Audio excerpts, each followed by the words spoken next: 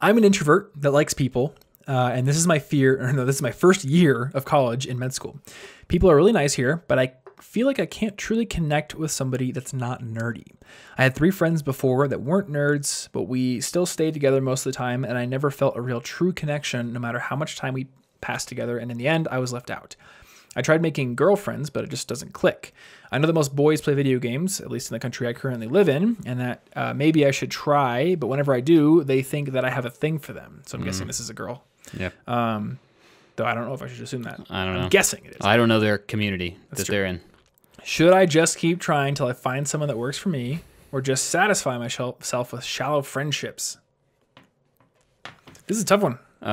I'm sure that there are girls that like video games to be found somewhere. Yeah, like my girlfriend. Yeah, they're somewhere. They're at the anime club meeting. Currently playing Kingdom Hearts 3 right now. 2, I'm sorry that boys can be fairly inept at being able to differentiate friendship from romantic feelings. It's not impossible to have a platonic friendship, though. Maybe, if you find somebody who's they're in a really happy relationship, and, that might be easier. I don't have a good formula for that. I don't have the experience in needing to separate it, and I'm sorry about that. But also, with these 3 people, did you only hang out with them ever in a group by chance? Because I personally can't connect well with people when it's not one-on-one.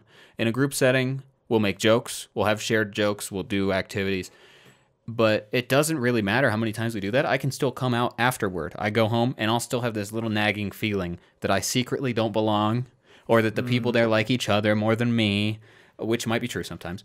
But I only connect well one-on-one, and that's the only thing that will reassure me that I do have a connection with these people, really. Yeah.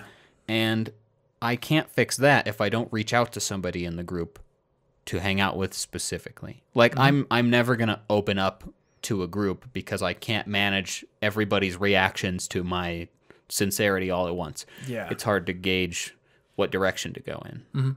Yeah, I think that's probably the most important thing is you have to have alone time.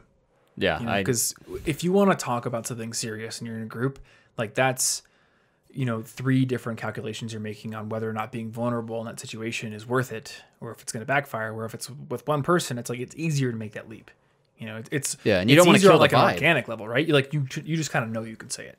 Yeah, and you don't want to kill the vibe in a group setting. You all go out to do something fun, and you're just like, I'm really sad my dog died. Like, yes, maybe you need to talk to somebody about that, but a group setting is simply not the time to be vulnerable, to connect with people. Yeah. And it's hard to do that. And I couldn't have made close friends if I didn't hang out with them one-on-one. Yeah. They would always just be shallow, dumb jokes and references to Tim and Eric things, which are great, but it's not quite the same.